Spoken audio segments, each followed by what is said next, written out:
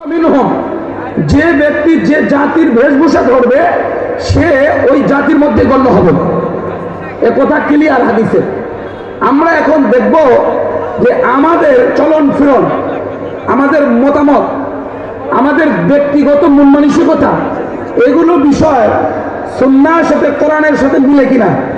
কোরআন সুন্নাহর সাথে যদি আমার মন মানসিকতা সব বিষয় যদি না মিলাইতে পারি, তাহলে আমি পরিপূর্ণ মুসলমান নয়, পরিপূর্ণ মুসলমান নয়।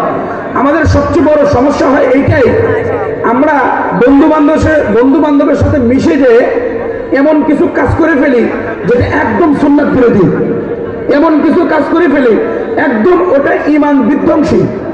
এটা বন্ধু বান্ধবের সাথেই হয়, যখন বন্ধু বান্ধবের সাথে থাকে তখনও হয়, দোস্ত এটা একটা সিম্পল ব্যাপার, আরে কি হয়েছে, এটা কিছু সমস্যা? কোনো সমস্যা না, এটা আমরা প্রত্যেকে একাকার হয়ে গেলাম, একসাথে থাকলাম। আরো বড় মারাত্মক ব্যাপার হলো দুইটা দোয়া আছে, ওই দুইটা দোয়া পড়লে পরে সবকিছু সমাধান হয়ে যায়। একটা ইংরেজি দোয়া, ওটা পড়লে পরে আর কোনো পর্দা লাগে না। আর একটা ইংরেজি দোয়া, ওটা পড়লে পরে আর কাউকে কষ্ট দিলেও আর কিছুই মনে হয় না, সব ক্লিয়ার। একজন মেয়ে শিক্ষার্থী, আপনার ক্লাসমেট, সে এসে আপনার সাথে হ্যান্ডশেক করবে আর বলবে যে নো মাইন্ড, দোয়া না এইটা পড়ে দিবে, বলবে তো no mind, don't mind, non mind বলবে, নো মাইন্ড বলবে, বাস। এরপরে আপনার সাথে হ্যান্ডশেক করবে। ও পর্দার কোনো প্রয়োজন নাই, পর্দা ফরজ। কি কথা ঠিক না? ঠিক। আমি আমি আমি তার সাথে পড়ি একসাথে, এইটাকে এমন হালকা নেওয়ার সুযোগ নাই। ইসলামের বিধিবিধানকে হালকা মনে করা এটা কিছুই না, এটা এক ভয়ঙ্কর, সবচেয়ে ভয়ঙ্কর গুনাহকে গুনাহ না মনে করা, সবচেয়ে ভয়ঙ্কর। আর এই ব্যাপারগুলোই আমাদের পলিটেকনিক্যালের অনেক শিক্ষার্থী বন্ধুরা আছে, তারা আমাদেরকে অনেক সময় বলে যে হুজুর এইরকম ব্যাপার। এই যে একটা মেয়ের সাথে দাঁড়ায় দাঁড়ায় গল্প করতেছি, এটাকে আমি কোনো গুনাহ মনে করলাম না, তার সাথে হ্যান্ডশেক করা কোনো গুনাহ মনে করলাম না, আর সেও আমার সাথে বসে গেল, সেও কোনো গুনাহ মনে করলো না। এটা আশ্চর্য ব্যাপার, আশ্চর্য ব্যাপার। আমি কয়েকদিন আগে গাইবান্ধা যাচ্ছিলাম প্রোগ্রামে, আমাদের পলিটেকনিক্যালের আশিদুল স্যার ছিল ওনার এলাকায়। তে পাশে আমার সিট ফাঁকা আছে, তে একজন ম্যাডাম এসে দাঁড়াইছে, মনে এখন বসতে চাচ্ছে, তো আগেই দোয়াটা পড়লো, বললো ডোন্ট মাইন্ড, দোয়াটা পড়ে নিল। তা আমি বললাম আপনি যে শব্দ বলছেন, ওই শব্দের কারণে আমার পাশে আপনাকে জায়গা দিতে হবে, এইরকম কোনো কিছু বোঝায় না। আপনি যদি বসতে চান বসেন, আমি দাঁড়ায় থাকবো, কিন্তু আপনি আমার পাশে বসার সুযোগ নাই। কতক্ষণ ঠিক না ঠিক?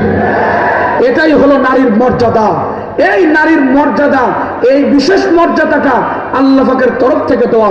এজন্য যুবক ভাই, পর্দার আড়ালে আমার বোনেরা, আপনাদেরকে আবেদন করব যে আপনি ইসলামকে জলাঞ্জলিত দিয়া, নবীর সুন্নাতকে জলাঞ্জলিত দিয়া, দ্বীনকে আপনি বাদ দিয়া সমান অধিকারের নামে স্লোগান দিবেন, এটা কোনো মুসলমানের স্লোগান না। আর সমান অধিকারের স্লোগান 300 বছরের আগের স্লোগান, এটা মাত্র 300 বছর আগের স্লোগান। আর নারীর অগ্রাধিকার, এই স্লোগান কোরআনের, এটা 1450 বছর আগে। আপনি কি নিয়ে আন্দোলন করেন, কি নিয়ে স্লোগান দেন? স্লোগানে আপডেট কেন? স্লোগান হবে পুরাতন, আন্দোলন হবে পুরাতন, শক্তিশালী আর উজ্জীবিত হওয়ার আন্দোলন হবে। সেটা হলো কোরআন নিয়ে এসেছে, নারীকে যে অগ্রাধিকার দিয়েছে, নারীকে যে ইজ্জত দিয়েছে, পৃথিবীর কোনো মতবাদ, পৃথিবীর কোনো কলিয়জন আর কোনো সংস্থা কোনো মতবাদ এ পর্যন্ত দিতে পারে না। কি কথা ঠিক না ঠিক? এই জন্য মা বোনদের কাছে আমার অনুরোধ থাকবে যে আপনারাও আপনাদের ইজ্জত রক্ষা করে, পর্দাকে রক্ষা করে আপনারা শিক্ষা গ্রহণ করেন। আপনারাও এই বিষয়কে খুব গুরুত্ব দিবেন। নারীদেরকে যেভাবে ইজ্জত দেওয়া, সেভাবেই ইজ্জত দেওয়া ইসলাম যেভাবে বলেছেন, এভাবে সামনের দিকে আগায় যান।